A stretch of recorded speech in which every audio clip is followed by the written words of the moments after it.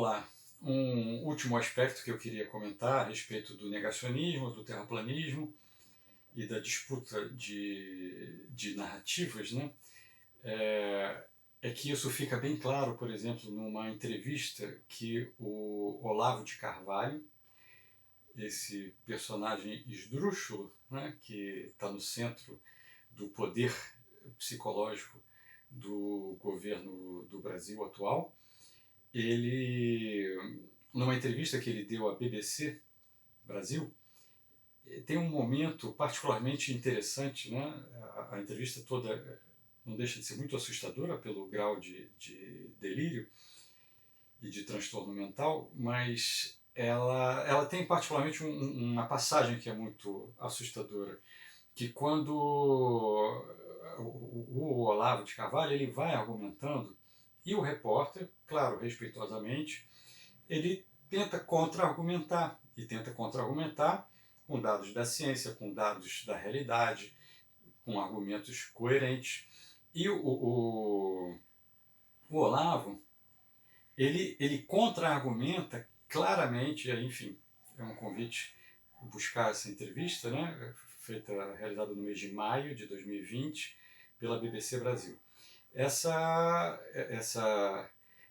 Ele tenta contra-argumentar, desconstruir o argumento do jornalista e contra-argumentar claramente com argumentos que pouco importam, com argumentos que defendem uma ideologia. O próprio Olavo de Carvalho ele coloca essa disputa de narrativas no nível ideológico. Ele diz: o problema não é a ideologia, o problema é qual ideologia.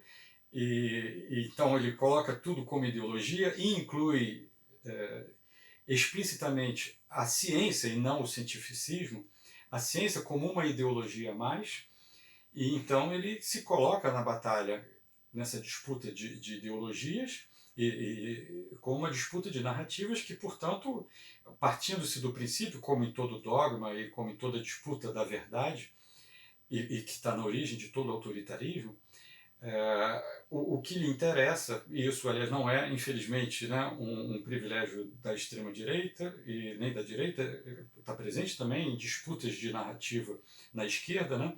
A própria extrema-direita acusa Gramsci de ter proposto essa disputa de narrativas na cultura, e que o Olavo de Carvalho assume esse gramscismo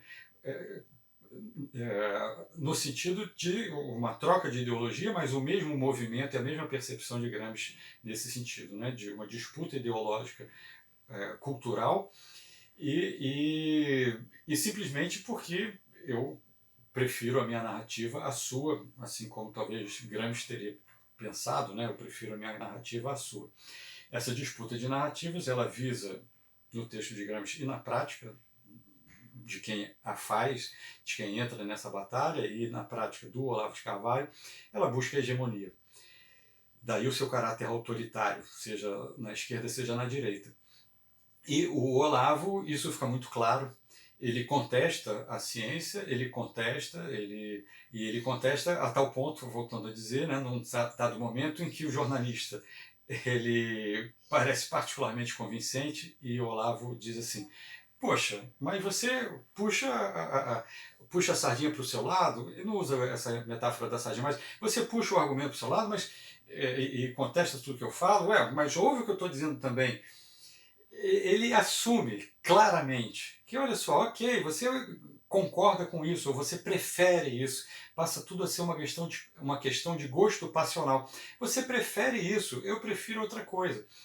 Então, enfim, esse acréscimo que eu queria colocar, né? Quer dizer, essa disputa de narrativas, ela, da pós-verdade, né? Quer dizer, ela contesta o iluminismo,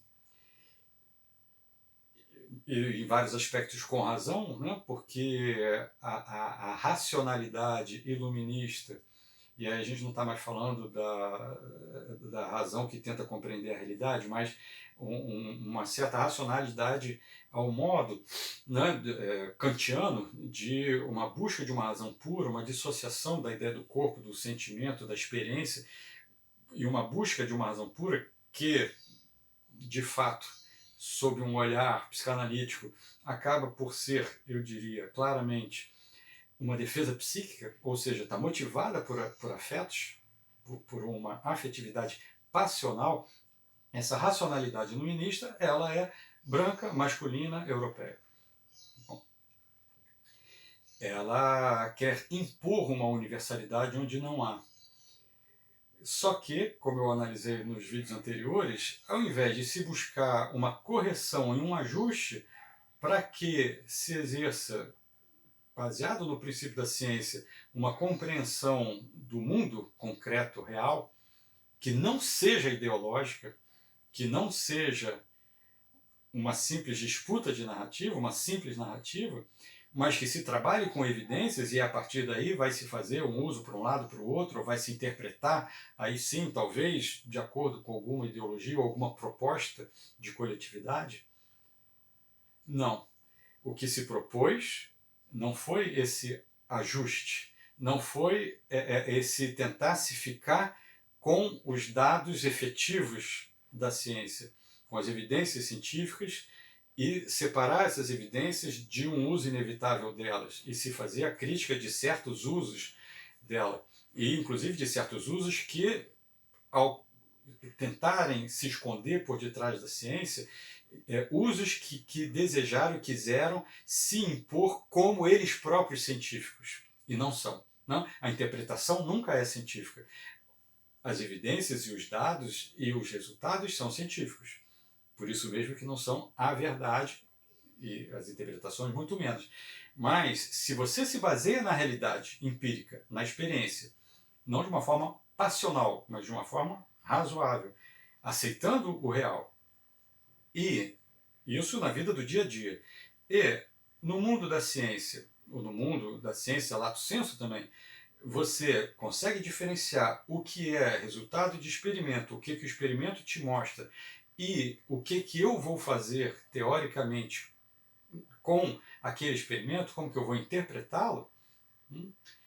E aí sim a interpretação é sempre parcial, tem sempre um viés. Se eu consigo fazer isso, ok, eu tenho uma base na realidade, seja na realidade vivencial, na realidade empírica, no conhecimento dos meus próprios afetos, e eu tenho uma base nos resultados científicos. Pronto. Podem ser questionados os resultados científicos enquanto resultados científicos? Sim. Como? Através de um questionamento do método, de um questionamento do procedimento, de um questionamento da interpretação, mas não como foi feito. Nego o real, nego a realidade empírica, nego a realidade dos meus afetos, nego as evidências científicas e me baseio em quê?